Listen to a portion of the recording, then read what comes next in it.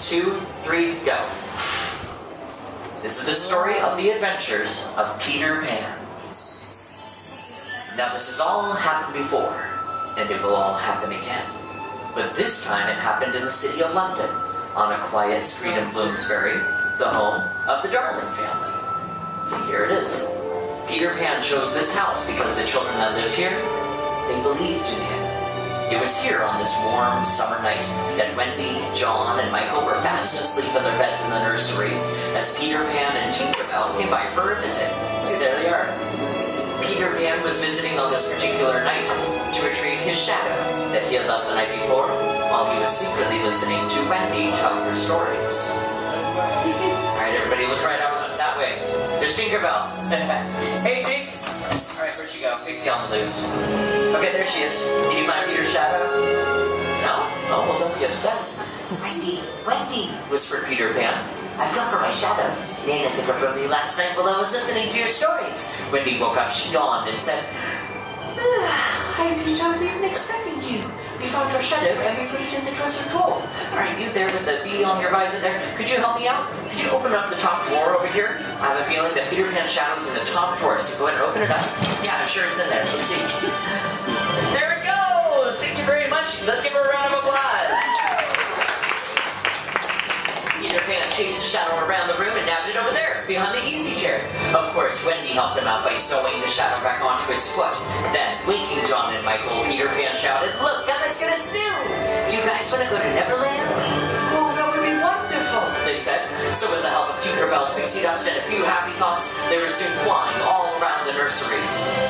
Come on, everybody, here we go! Off to Neverland, said Peter Pan. So with that, they took off out of the nursery and into the night sky. They flew all around the neighborhood and all around the city of London. Now, if you've never flown on your own before, I'm sure it could probably take some getting used to. But for Wendy, John, and Michael, they had never experienced anything so magical and so wonderful in their entire lives. Now, Nana the dog, you see, she was none too pleased about it at all. But they continued flying through the skies of London all the way up. They even landed on the hands of Big Ben. There it is, Wendy, pointed out Peter Pan. Neverland. 7 start at the right and straight on till morning. So with that, they took to the skies once more and they flew up into the clouds. Everybody, look right here. Check this out. There they go. They flew higher than they'd ever flown before. They flew over the River Thames and through the Tower Bridge, playing games like following the leader the entire way. They flew and flew until they saw it. There it was. Neverland! It was the most spectacular sight they had ever seen. It had dazzling rainbows and deep dark forests. It had an Indian village, a mermaid lagoon with white mermaids, and of course the fearsome pirate ship, the Jolly Roger. Look out! Cried Peter Pan as Captain Hook's pirates began firing cannonballs at them. Alright, I need some more helpers. Anybody want to help me out? Anybody? Yes, you right there with the blue shirt, and you over there with the Tinkerbell. Come on over this way. You guys get right behind the cannon. Now what you're going to do is you're going to help that mean old Captain Hook. Alright? Now you in the blue shirt first, take aim at the clouds. You're going to pull the rope and fire! Look at that, you put a hole in the wall, that's awesome. You get another shot, put an aim somewhere else, and fire! Good job! Alright, now it's your turn. Alright, aim anywhere you like over there, and fire! Alright, aim somewhere else.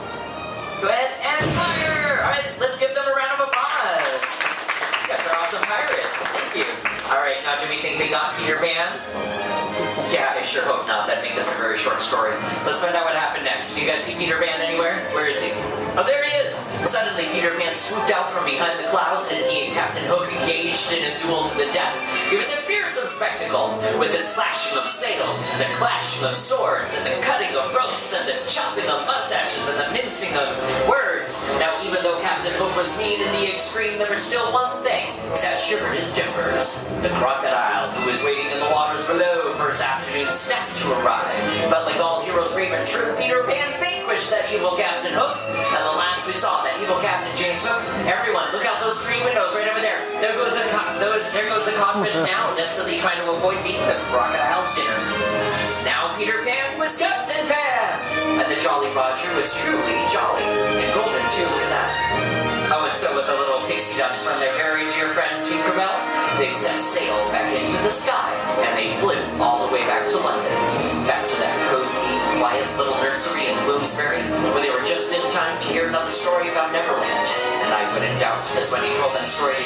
Michael that Peter Pan was somewhere very near, listening. The end! Let's give it up for our helpers. They were awesome. Thank you for helping me with the shadow. That was very brave. And thank you to you two for not shooting everyone in the room. I'm sure they appreciate it. Now it's time to go to the next room on the tour right over